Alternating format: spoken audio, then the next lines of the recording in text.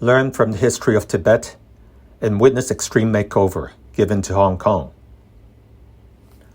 Communist China handled ethnic minorities living on the mainland either by means of annexation, in the case of Tibet, or peaceful handover, in the case of Hong Kong. In any case, Communist China suppressed its own people by hook or crook, including persuasion, persecution, and brutality.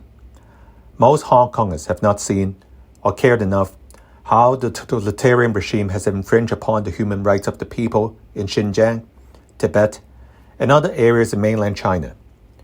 Perhaps Hong Kongers have been too naive and narrow-mindedly focusing too much on their own sufferings, without seeing the bigger picture of Communist China's infiltration, ambition, and ideology on a global scale. March 10th of 1959 was an important date for Tibet, and Tibetans have since been commemorating Tibetan Uprising Day on March 10th annually. Let's run back over the history.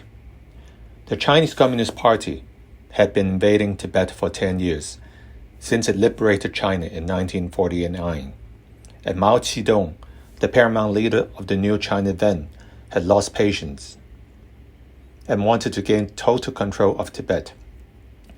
The Dalai Lama fled on March 20th, 1959, and 80,000 Tibetans followed. But what had actually happened that led to the Tibetan uprising on March 10th, 1959? On that fateful day, thousands of Tibetans gathered in unison to protest against the annexation and occupation of Tibet by Communist China.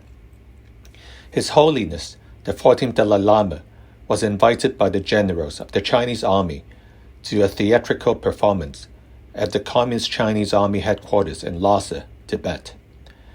But the day before the invitation, the 14th Dalai Lama was asked by the Chinese side to attend the theatrical performance without his bodyguards.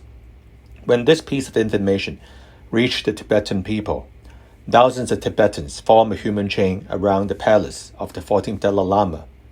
The Tibetans felt it was a trap, and many thought the Chinese would either detain him or take his life away.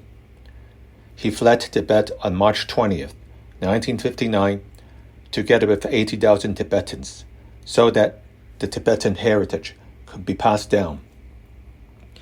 It is important to know that the Chinese army had already been invading Tibet for 10 years, since 1949.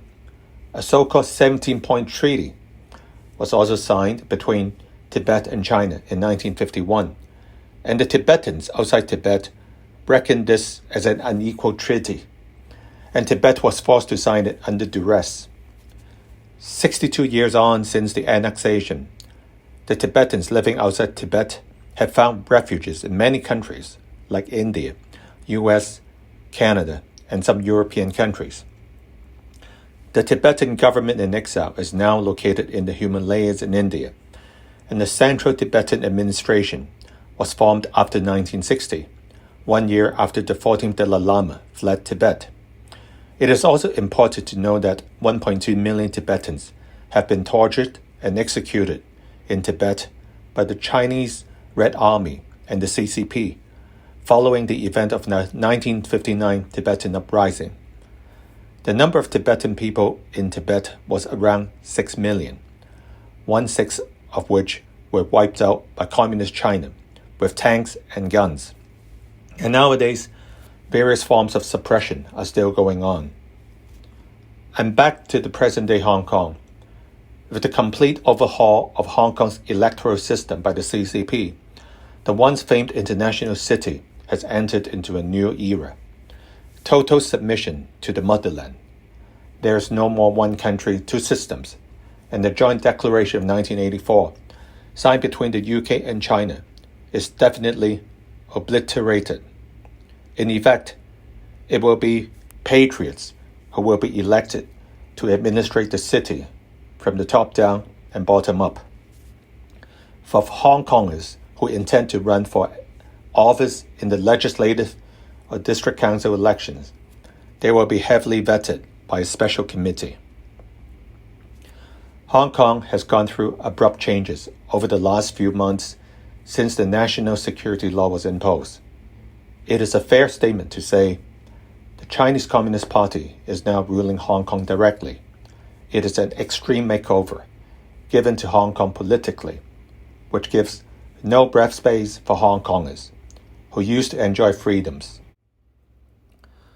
The whole pan-democratic camp of Hong Kong had been wiped out, and it is just surreal to see that Hong Kongers have followed the path of what the Tibetans did 62 years ago, forced to flee or live under suppression. Hong Kongers have to make decisions on how they want to lead their lives moving forward. Lucky enough to leave now while doors are still open, or live under tyranny. Hello guys, just want to say thank you for listening to the Ed Chin channel.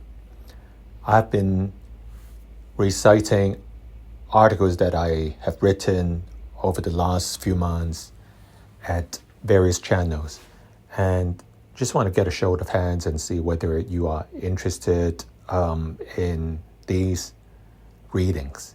So send me a note through YouTube, and if you did like it, I will continue writing and also reciting on the articles that I did, so you could listen.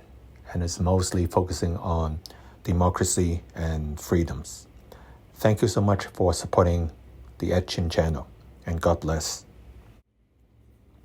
And one more thing, it is very important for you to subscribe and share on what I produce at this Ed Chin channel, because usually for the English channel you get lesser audience. So I try to add a variety of things in the Ed Chin channel, and the name Ed Chin channel will be changed to Ed Chin Global or Ed Chin Worldwide. I haven't quite made up my mind yet because I try to attract a wider audience, so which would cover all facets of life, something interesting, instead of just talking about politics all the time. So, but we have to grow the channel, and we have to get the word out. So I really need your help just by spreading the message across. And thank you once again.